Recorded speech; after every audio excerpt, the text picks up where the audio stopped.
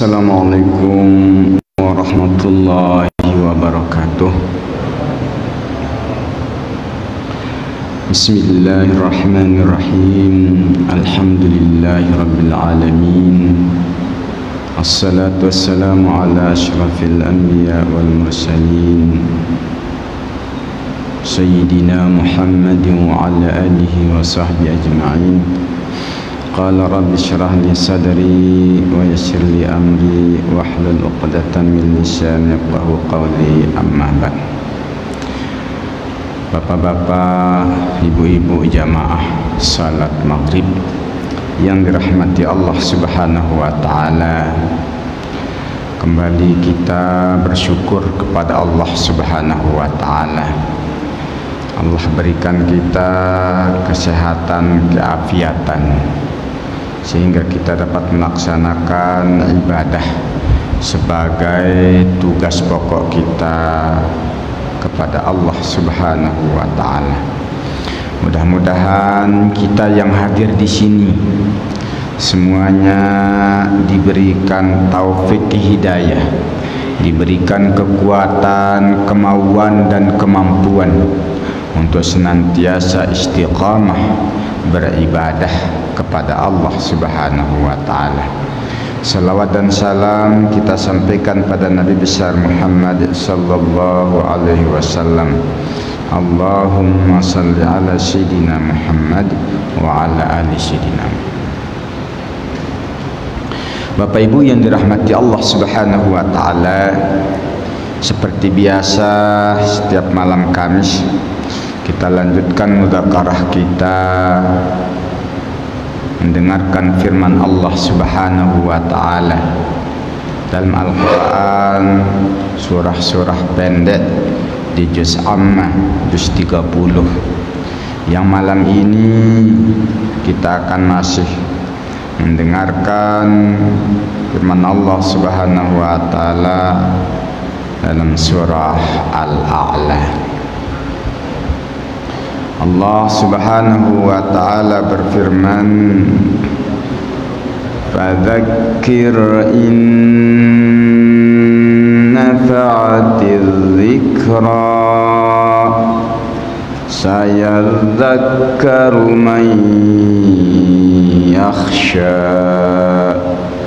wa yatajannabuhal ashqa alladhi yaslan naral kubra thumma la yamutu fiha wa la yahya qad aflaha man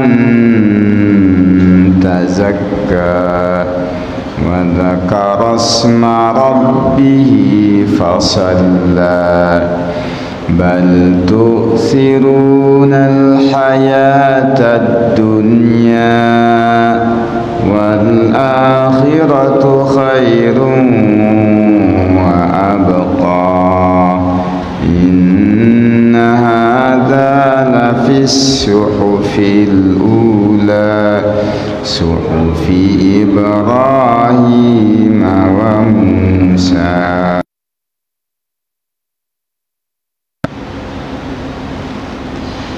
Pada pertemuan yang lalu kita sudah mendengarkan maksud daripada fadzakir in nafa'atid dzikra, maka berilah peringatan karena peringatan itu bermanfaat. Ini kita disuruh untuk saling memberikan peringatan, karena sesungguhnya ad-dinun nasihah, agama itu adalah nasihat. Maka orang yang agamanya baik akan senang mendengarkan nasihat, senang menghadiri pengajian, senang mendengarkan ceramah, nasihat-nasihat agama. Sayadzakkaru man yakhsha.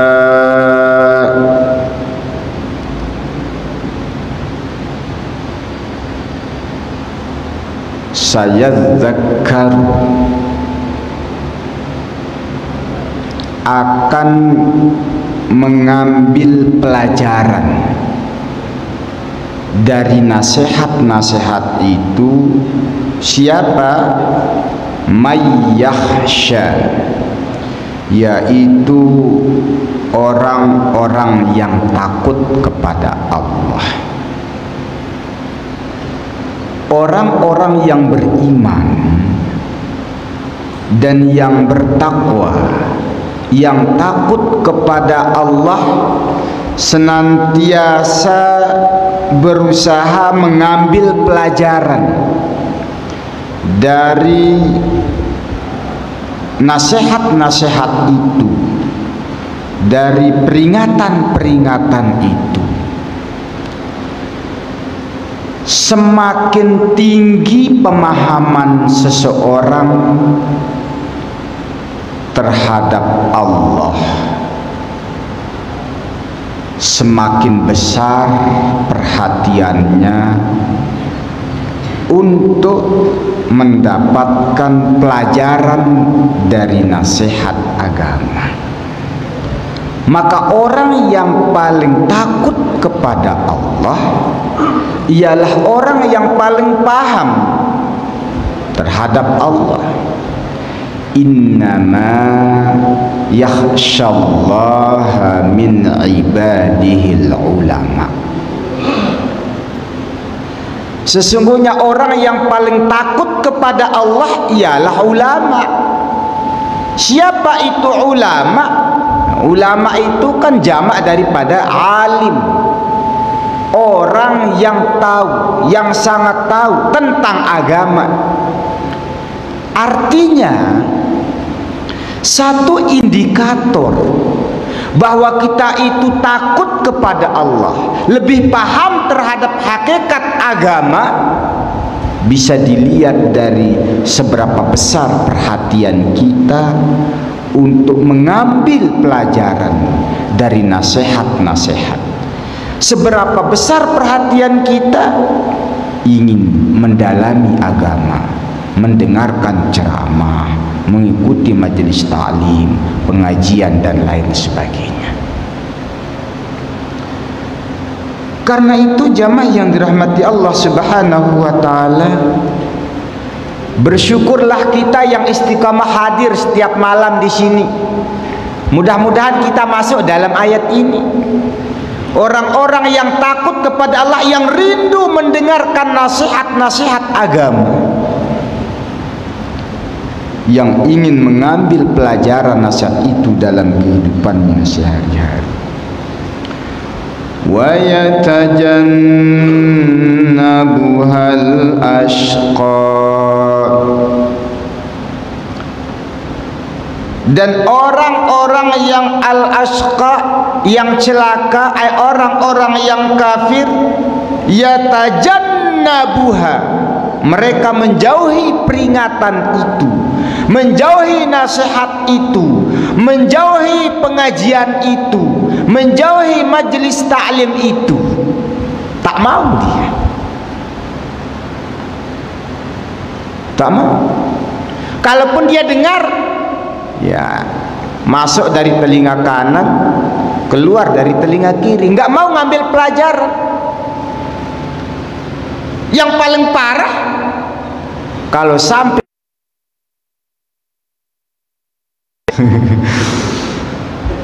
indikator itu, ya, mau dijauhi pakai pengeras suara, didengar kuping panas, hati panas, wah akan kena api neraka yang panas lah tuh.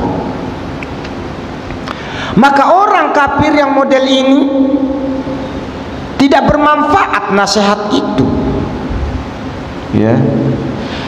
Innal ladzina kafaru sawa'un 'alaihim a'anzartahum am lam tunzirhum la yu'minun. Innal ladzina kafaru, sesungguhnya orang-orang kafir, sawa'un 'alaihim, sama saja bagi mereka.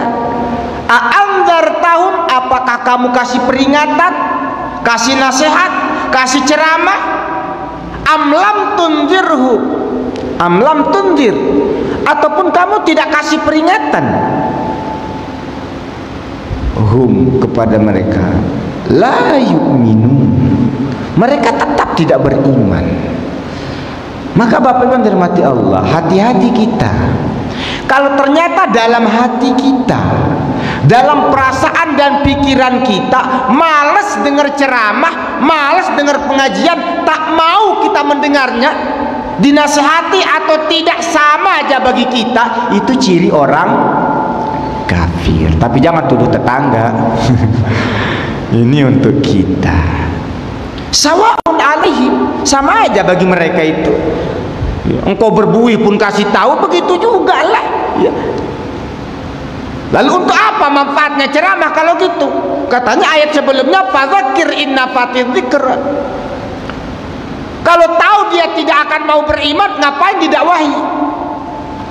Siapa yang bisa tahu bahwa si A itu tidak akan beriman? Yang tahu cuma Allah. Kita tidak tahu, kita laksanakan aja tugas kita.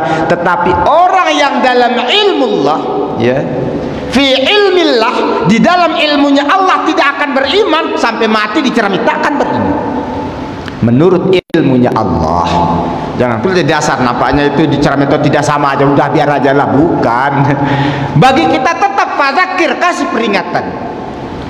Tapi ketika kita ngasih peringatan, hak yang memberikan hidayah itu Allah, yang memberi dia itu sadar atau tidak itu Allah. Karena dalam ilmunya Allah, Allah yang lebih tahu siapa yang akan menolak nasihat atau dakwah, siapa yang akan menerima. Cuma bagi kita jangan sampai ada dalam perasaan selamba aja bahasa sini itu. Dengar azan selamba, dengar pengajian selamba, seolah-olah tak ada. Hidup ini begitu aja. Hati-hati, itu prinsip orang-orang kafir. Jamaah yang dirahmati Allah Subhanahu wa ta'ala, maka kalau kita umat yang beriman, ya, disebutkan oleh Allah Subhanahu wa ta'ala dalam surah Al-Anfal, innamal mu'minuna alladhina idza dzukirallahu wajilat qulubuhum wa idza tuliyat 'alaihim ayatuhu zadatuhum imana wa 'ala rabbihim yatawakkalun. Sesungguhnya orang-orang yang betul-betul beriman, di sini ada 3 ciri. 1, idza dzukirallah, apabila disebut nama Allah, wajilat qulubuhum, bergetar hati mereka. Kenapa? Yakhshallah, takut kepada Allah. Jamaah yang dirahmati Allah Subhanahu wa ta'ala, itu yang pertama. Ya, ketika orang azan atau orang baca Quran itu selalu takut kepada Allah SWT, terlambat ibadah. Wa idza tuliyat 'alaihim ayatuhu zadatuhum imana, apabila dibacakan ayat-ayat Al-Quran kepada mereka, zadatuhum imana, bertambah iman. Semakin rajin kita ngaji, semakin rajin kita dengar ayat, walaupun 1-2 ayat setiap malam, semakin bertambah iman kita. Semakin takut kepada Allah, semakin banyak kita beribadah kepada Allah Subhanahu wa ta'ala.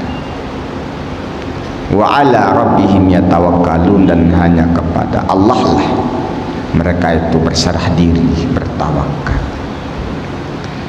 Nah jamaah yang dirahmati Allah Subhanahu wa taala, jadi perbedaan antara orang beriman dan orang kafir terhadap peringatan, nasihat, ceramah, dakwah. Orang beriman merindukan itu dan ingin mengambil sebanyak-banyaknya pelajaran dari itu. Tapi orang kafir, dia tidak mau mengambil pelajaran dari itu, bahkan dia menjauhinya. Bahkan ada pernah dengar kasus, begitu ada orang azan ditutup telinganya. Tak mau dengar dia, marah dia dengar orang azan, terganggu dia. Astagfirullahaladzim. Semoga kita dijauhkan dari sifat-sifat seperti itu. Orang-orang yang tidak mau mengambil pelajaran dari nasihat-nasihat agama, orang-orang yang menjauhi nasihat dan peringatan agama itu adalah alladzi yaslan naral kubra, yaitu orang-orang yang akan masuk naral kubra, api yang besar, yaitu neraka. Itulah calon-calon penghuni neraka. Ini kalau ini kita ingat, Bu, yang bikin kita rajin ngaji, Bu, dulu ya. Orang yang tak mau dengar ceramah, yang gak mau hadir majelis ilmu, yang tidak mau mengambil pelajaran dari nasihat agama, Allah kubra, yang akan masuk ke dalam api yang sangat besar, yaitu api neraka. Tsumma la yamutu fiha wa la yahya. Kemudian nanti pada hari kiamat, di dalam api neraka itu la yamutu fiha, mereka tidak mati. Kalau begitu dibakar, gosong, mati, mending selesai siksa. Tapi nggak mati-mati ya. Kalau setahun disiksa mungkin masih mending. Ini setahun masih, 2 tahun masih, 1.000.000 tahun masih. La nihayatalah kalau orang-orang kafir, tak ada batasnya. Masya Allah. Padahal dalam beberapa pertemuan kita yang lalu, betapa beratnya siksa neraka itu. Jangankan setahun, sedetik kita nggak sanggup. Tapi ini ternyata, ya Allah. Nah, mudah-mudahan dengan ini memotivasi kita untuk senantiasa rajin hadir di majelis ilmu, mendengarkan nasihat-nasihat agama, ya buat diri kita semua, bukan untuk diceramahkan lagi. Jadi Bapak Ibu, apa yang kita sampaikan ini nggak usah dihafalkan untuk diceramahkan, ini untuk kita pakai sendiri ya. Maka orang yang tidak mau itu, yang menolak nasihat agama, itulah calon-calon penghuni neraka ya. Yaslan naral kubra, akan masuk ke dalam api yang besar, yaitu neraka. Tsumma la yamutu fiha, mereka di dalamnya takkan mati. Wala yahya, dan tidak hidup. Dibilang hidup ya, nggak bisa ngapa-ngapain. Artinya tidak hidup secara normal macam kita. Yang namanya hidup ada suka dukanya, udah senang, udah susah, udah ketawa, udah menangis. Tapi di neraka nggak ada. Setiap detiknya adalah kesengsaraan dan siksaan, seolah-olah dia itu tidak ada kehidupan. Jamaah yang dirahmati Allah Subhanahu wa taala, ini peringatan, ancaman bagi orang-orang yang menolak dakwah, yang menolak nasihat, yang menolak ya, peringatan-peringatan Allah dan Rasulnya.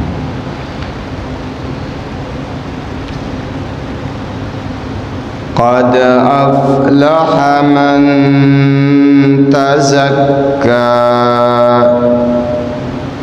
Qad, apabila masuk pada fi'il madhi, artinya sungguh, litahqiq. Tapi kalau masuk pada fi'il mudhari artinya kadang-kadang. Ini aflaha fi'il madi. Qad aflaha man tazakka. Qad aflaha, sungguh beruntung. Aflaha fi'il madi, seolah-olah sudah terjadi. Sungguh telah beruntung. Makanya di mana litahqiq, pasti beruntung. Nggak perlu diragukan siapa man, orang yang tazakka, mensucikan diri. Para ulama memaknainya dua. Pertama, suci dalam akidah, mensucikan diri dari menduakan Allah, bersih, murni ya, imannya. La syakka la raiba, tidak ada keraguan dalam keimanan ya, dan tidak ada penyekutuan. La ilaha illallah wahdahu la syarikalah. La ilaha, tidak ada Tuhan, illallah, kecuali Allah. Wahdahu ya, Allah itu esa. La syarikalah, tidak ada sekutu baginya. Beruntunglah orang yang murni, bersih, suci imannya, tidak dikotori oleh kemusyrikan. Dijamin orang yang model ini akan masuk surganya Allah Subhanahu wa ta'ala. Maka Bapak Ibu yang dirahmati Allah Subhanahu wa ta'ala, kita jaga betul iman kita. Jangan sampai kita terperosok kepada kemusyrikan. Kemusyrikan itu bisa terjadi melalui perkataan ya, pengingkaran melalui pernyataan. Musyrik ya, mengaku ada Tuhan selain Allah dengan ucapannya. Bisa jadi ucapannya mengaku satu Tuhan, tetapi di hatinya masih tak percaya kepada Tuhan yang satu. Itu disebut munafik. Mulutnya bilang beriman, tapi hatinya masih kafir. Atau melalui perbuatan ya, mulutnya bilang beriman kepada Allah, la ilaha illallah, tetapi perbuatannya masih nyembah gunung, nyembah patung, nyembah yang lain. Nah, maka kita jaga hati kita, ucapan kita, perbuatan kita, jangan sampai mengotori iman kita. Karena orang yang beruntung ialah orang yang imannya bersih, suci, murni. Itu makna yang pertama. Makna yang kedua adalah mensucikan diri dalam beribadah kepada Allah. Nah, maksudnya apa? Ikhlas, beribadah semata-mata karena Allah Subhanahu wa ta'ala. Apa itu ikhlas?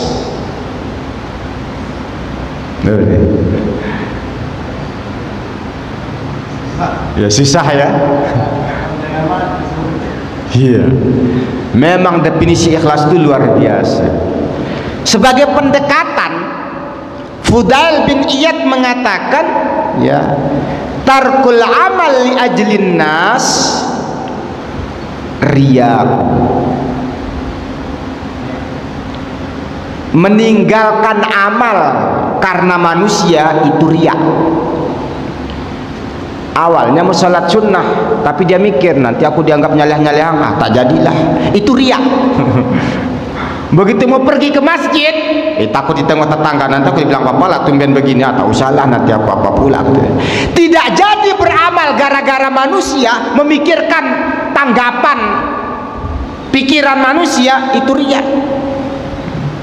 Wal amalu li ajlin nas syirkun.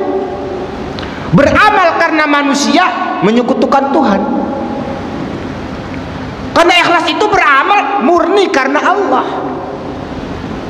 Ya. Siapa yang datang ke masjid karena dianggap orang saleh, syirik khat. Orang yang mensucikan diri dalam beribadah kepada Allah, niatnya semata-mata karena Allah. Jadi kita sholat atau tidak itu semata-mata karena Allah. Jangan sholat karena ingin dilihat orang, jangan tak jadi sholat karena takut tanggapan orang. Terserahlah apa kata dia, nak bilang riak, kenapa? Udahlah, kalau mau kerjakan, kerjakan aja. Semata-mata karena Allah.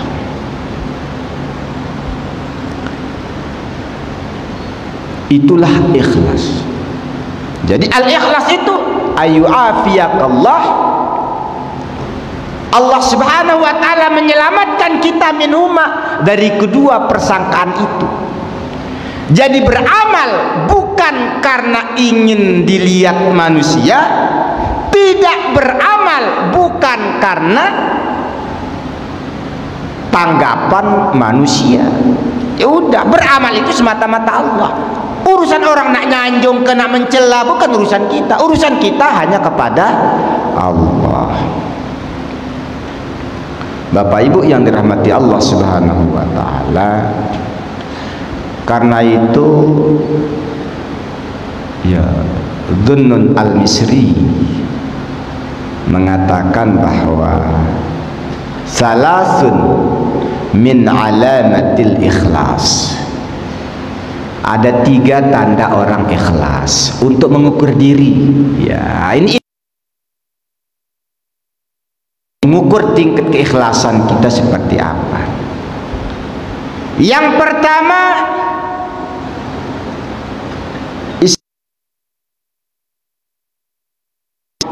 sama antara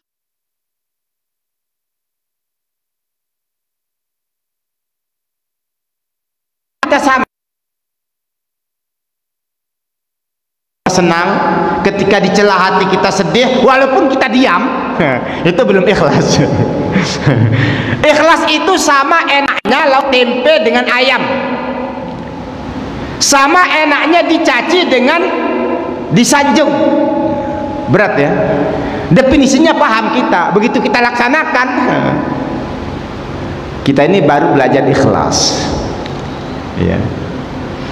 Jadi Bapak Ibu, kalau kita yakin amalan itu amalan yang benar, yang diridhai oleh Allah, jangan terpengaruh dengan orang, disanjungkah, dicelakah, dilihatkah, ditidakkah, dikomen atau tidak, sama. Jangan sampai setelah kita beribadah ikut tablik akbar bersama UAS misalnya, masuk ke Facebook kita lalu kita foto sama UAS, sebentar-bentar ditengok siapa yang sudah komennya. Ada nggak komen dengan Facebook saya? Hati-hati ya, nggak peduli dengan komen orang, perhatian orang, ada like apa tidak. Nah, ini bab ikhlas. Disanjung, dicela, diperhatikan tidak, dikomentari atau tidak, di like apa tidak, sama aja, karena bukan untuk itu. Itu ciri orang ikhlas. Ini untuk mengukur diri, sekali lagi bukan mengukur orang ya. Karena ikhlas itu di hati, kita tidak tahu hati orang. Wah, nampak dia ini bukan karena Allah. Kenapa? Tengok pakaian dia baru Pak. Ya belum tentu. Iya, bisa jadi orang yang pakaiannya mahal baru lebih ikhlas daripada pakaiannya yang lusuh, robek. Kenapa?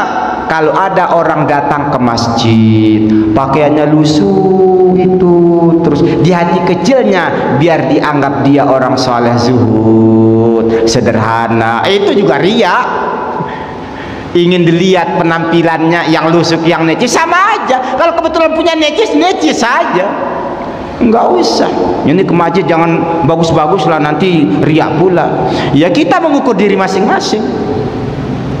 Ke masjid harus jalan kaki biar nggak riak, jangan pakai pajero apa itu. Jangan pakai ras, nanti riak.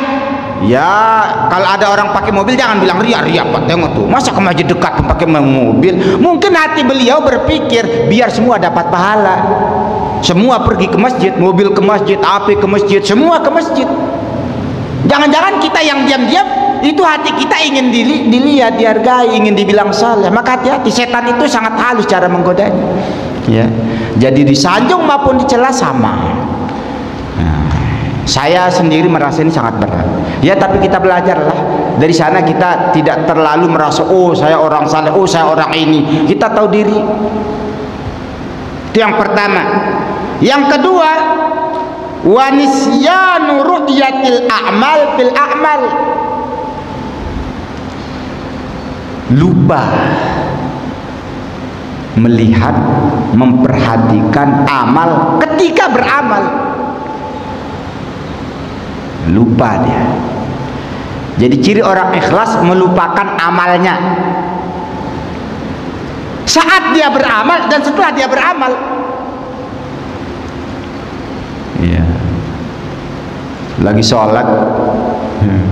sholat nih, sholat berjamaah, tiba-tiba ada menteri agama datang sehingga banyaklah TV. Kebetulan kita saf pertama, begitu disorot, nengok kamera, bahagia perasaan di hati. Lupa terhadap amal, itu ciri ikhlas. Makanya ada orang tua yang bijak mengatakan ciri ikhlas itu macam BAB. Nggak pernah ingat kalau sudah BAB yang akan dimakan oleh ayam kah, oleh ikan kah, tak, yang penting keluar dan selesai. Alhamdulillah. Begitu keluar, yang menyebut alhamdulillah itu lepas. Alhamdulillah telah mengerjakan, jadi nggak begitu diperhatikan. Apalagi dikenang-kenang amalnya, ya, dikenang-kenang, diingat-ingat, apalagi disebut-sebut.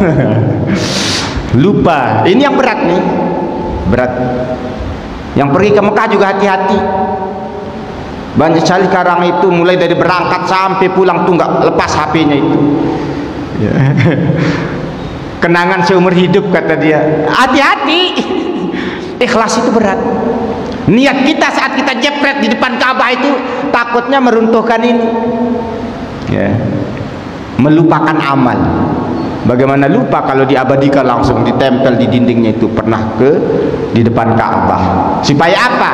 Ya dia yang tahu. Jangan kita seuzon itu nggak ikhlas Pak. Masa itu foto dia di depan Ka'bah itu dipampang di rumahnya, artinya dia masih ingat amal dia itu, biar dia itu riak Pak. Ya jangan digitukan orang. Berat. Ikhlas. Yang ketiga, waqtida'u thawabil amal fil akhirah. Mencukupkan balasan amal ibadah itu hanya di akhirat, bukan di dunia. Maka kalau ada orang sholat niatnya biar murah rezeki, hati-hati juga. Murah rezeki itu maksudnya apa? Biar banyak duit, itu akhirat apa dunia? Rajin ibadah biar jantungnya sehat, maksudnya sama dengan senam jadinya. Udah ibadah saja. Itu maksud ikhlas itu. Yang ngomongnya gampang, memang saya ini lagi nerangkan penjelasan ulama. Siapa yang akan paling mendapatkan ikhlasan itu? Ikhlas itu adalah hadiah dari Allah Subhanahu wa taala. Karena itu jangan tunggu ikhlas baru beramal, itu hadiah. Ikhlas beramal itu hadiah dari Allah. Ah, nggak jadilah beramal ini, nggak ikhlas soalnya nggak ada gunanya. Ya nggak bisa.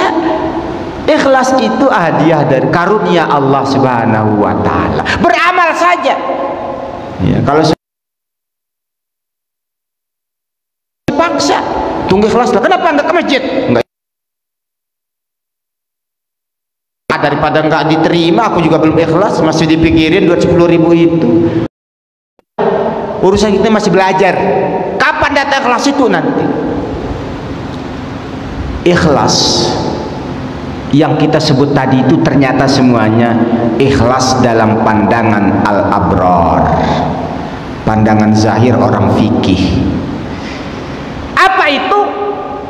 Ikhlas dalam pandangan fikih adalah ya'malu lillah, beramal semata-mata karena Allah. Tapi dalam pandangan tasawuf lebih tinggi lagi. Wah, kita ini aja belum nyampe. Zahir syariat aja belum nyampe, bagaimana mutasawuf kita ini. Tapi yang penting kita dengarlah ya. Jadi ikhlas dalam pandangan fikih ya'malu lillah, itu pandangan al-abrar, orang-orang yang baik.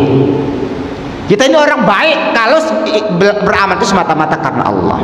Tapi dalam pandangan al-muqarrabun, apa al-muqarrabun?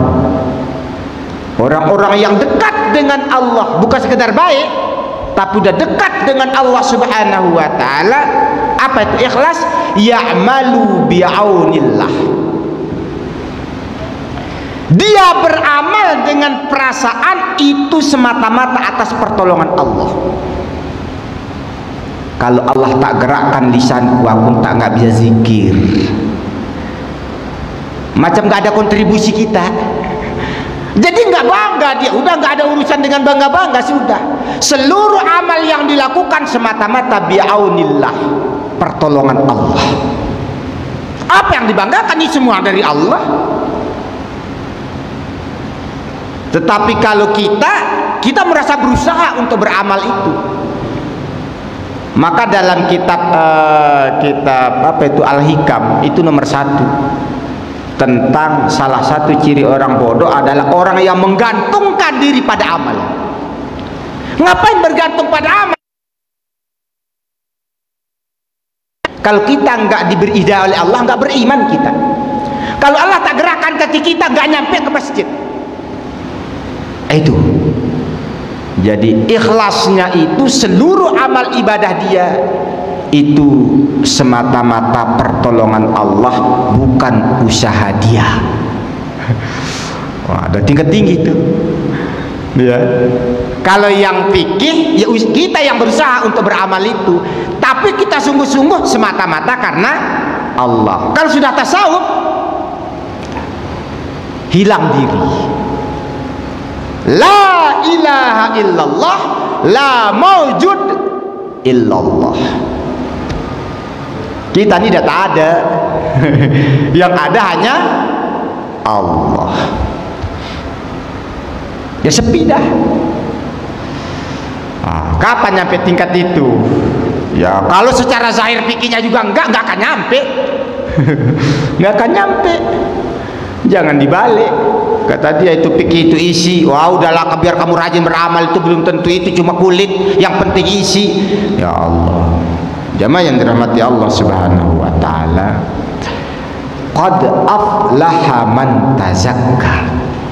Sungguh beruntunglah orang yang mensucikan diri, mensucikan akidahnya, tauhidnya, mensucikan ibadahnya.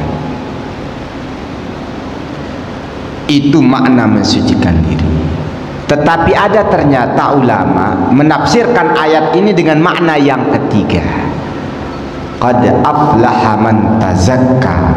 Sungguh beruntunglah orang yang telah mensucikan hartanya dengan zakat fitrah. Wa dzakara asma rabbih fasalla. Selesai dia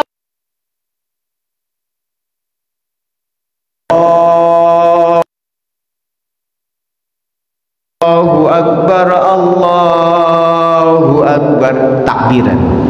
Fasalla, selesai itu baru dia sholat Id. Ada juga hadis itu. Karena itu zakat fitrah tidak dianggap kalau imam sudah takbir sholat Id. Ya, zakat fitrah dahulukan, lalu kita sholat. Makna yang ketiga, tazakka di sini adalah mengeluarkan zakat fitrah. Walaupun menafsirkan seperti ini ada pertanyaan lah, ini kan ayat Makkiyah. Idul Fitri kan itu di Madinah. Bagaimana ayatnya turun duluan, pelaksanaannya belum? Dijawab, bisa seperti itu, ya.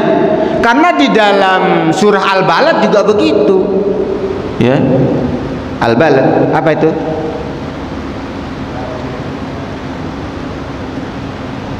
Ya, surat Al-Balad.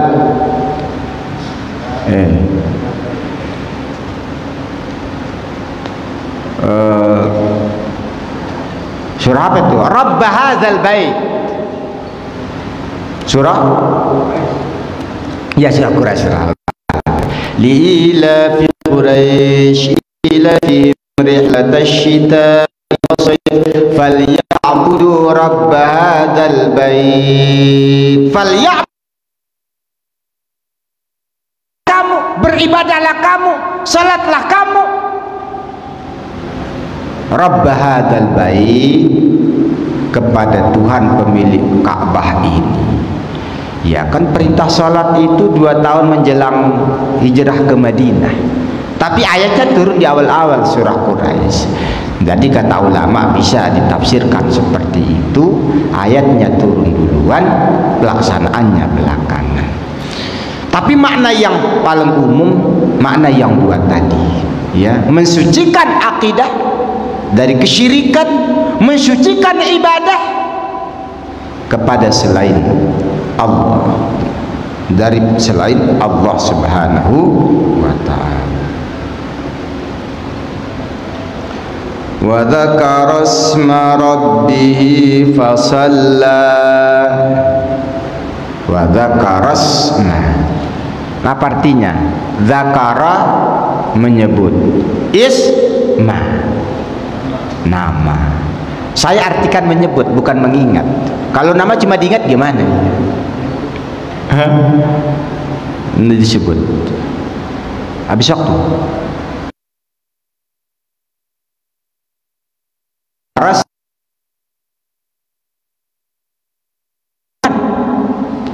Pasalla lalu salat.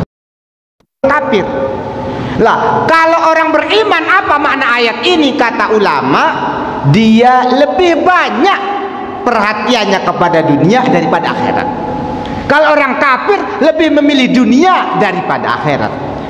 Orang mukmin lebih banyak perhatiannya terhadap dunia ketimbang akhirat. Kita masuk yang mana? Nah, dua-duanya salah sih sebetulnya ini. Kenapa? Karena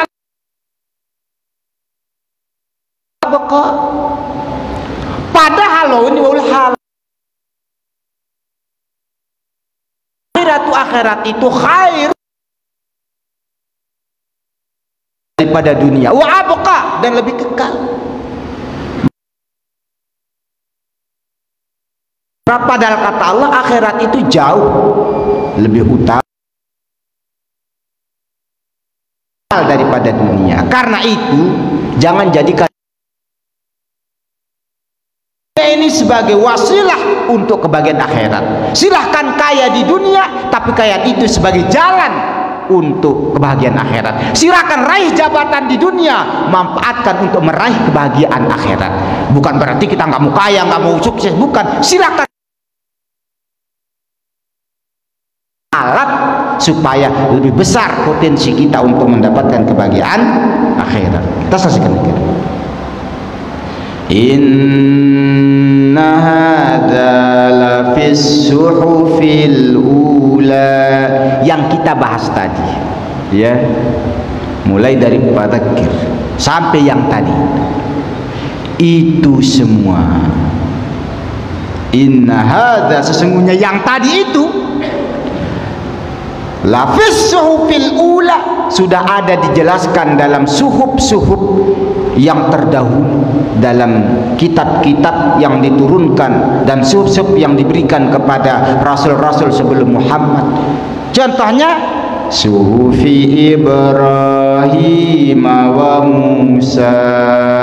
Udah disebutkan.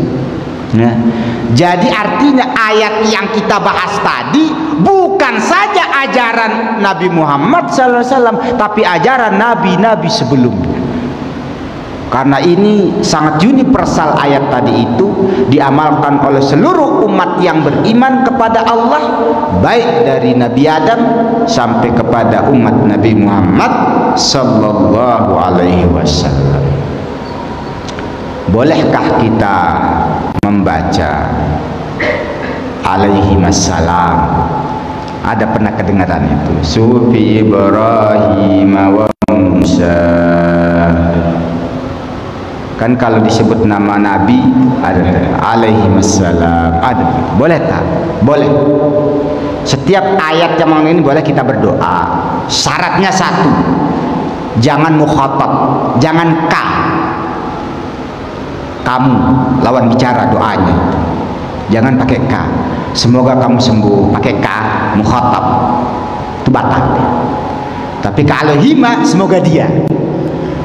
Karena kalau jadinya kalau pakai ya, assalamualaikum, waalaikumsalam, batal. Nekum.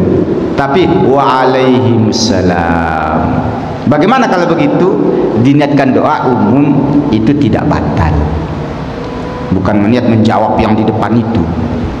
Jadi berdoa di dalam salat, dalam berdiri itu boleh, walaupun lebih utama nanti di pas sujud. Jadi kalau ada orang baca itu, ya tak mengapa, ya tidak mengapa. Tapi saya belum ketemu dasarnya sih sebetulnya yang bahasa itu. Tapi kalau itu tak batal salatnya maksud saya, karena biasanya mereka baca alaihi wassalam. Allah subhanahu wa ta'ala alam. Bapak Ibu dirahmati Allah subhanahu wa ta'ala, nah inilah mungkin yang dapat kita mudzakarahkan, dengarkan pada malam hari ini. Mudah-mudahan ada arti dan manfaatnya bagi kita semua. Terima kasih atas segala perhatian, maaf atas segala kekurangan. Akhirul kalam, Allahumma muwaffiq wal hadi ila sabilir rasyad. Assalamualaikum warahmatullahi wabarakatuh.